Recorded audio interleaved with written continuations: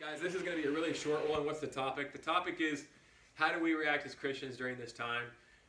I've said it in a number of ways. The scriptures are clear, but I also said it in my sermon. So the topic, how do we react as Christians during this time? How are we to live right now? Are we to live in fear? Are we to live by faith? Obviously, we're not to live in fear. We're to live by faith. We're to be prudent, but we're to live by faith. When I said prudent, did you think, if you're old enough, you thought of George H.W. Bush? It wouldn't be prudent in Dana Carvey's peerless imitation of him on SNL. But as I preached in my sermon on Sunday, which was recorded and is somewhere in the stratosphere online,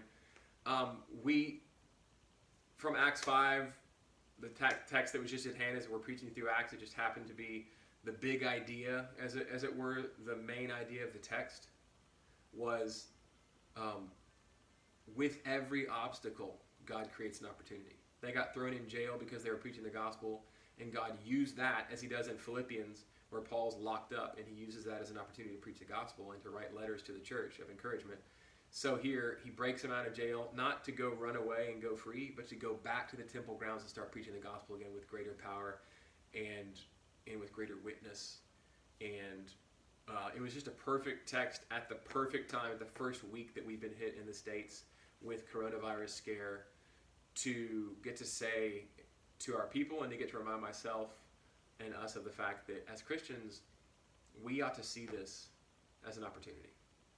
We're going to be prudent. We're going to obey the governing authorities unless they contravene the word of God, in which case we'll practice civil disobedience, even to the point of death. Who's with me? Hopefully we won't get to that. Just kidding. Not here. Of course, why would it? But we want to see this as an opportunity. God, here's the mindset. God, what are you doing? We're not going to be fearful. You're on your throne. This is not plan B. This isn't throw you back on your heels. This is Psalm 2.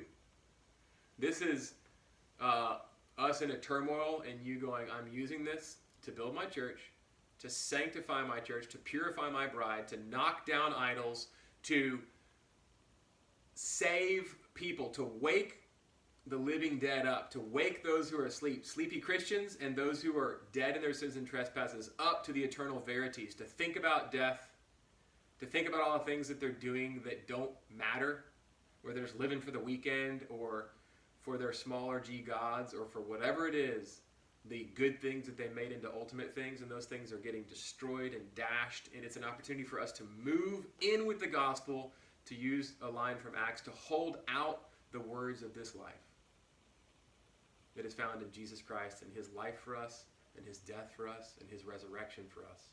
He has secured us and made us a people with a hope who know where we're headed, and so we have nothing to fear.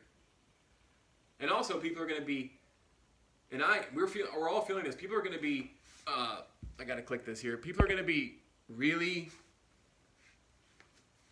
they're going to be community starved. So we want to leverage that. Lord, how would you have us leverage that for the kingdom? So that your kingdom grows, so that your church grows, so that people are saved, so that your church is revitalized and revived and woken up. So a couple taglines here on that note, and then I'm done. We want to be, this is to take a line straight from Greg Abbott's talk. His, the guy sitting to his left, my right, said, we want to be prepared but not panicked. That's not in line with what I just said, but that's a more practical note. We want to be prepared, not panicked. If you're Enneagram 6, like Casey, you're already prepared. You have massive bins that are sealed for 30 years of potato flakes. Okay, so I know where I'm going if things get bad. Going to Casey's house. I'll see you all there. We want to be prepared, not panicked. Okay. I did just buy three 10-pound bags of rice. All right, I know there's a great place to get them. I did not wait in line. Don't go to HEB.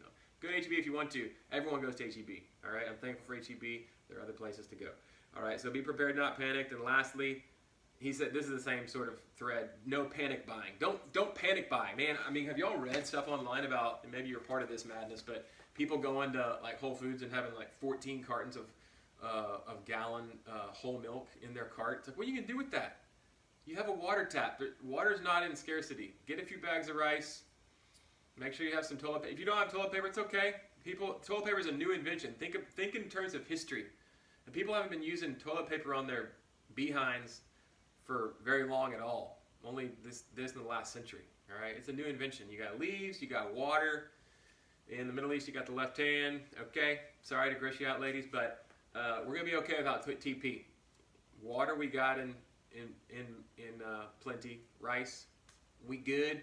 If you don't have rice, guess what? Moses fasted for 40 days and 40 nights on the mountain. You might lose some weight. It's gonna be okay. It's gonna be good for us. All right, so be prepared, not panic. No panic buying. Don't be dumb and buy 14 gallons of milk or like 15 frozen pizzas.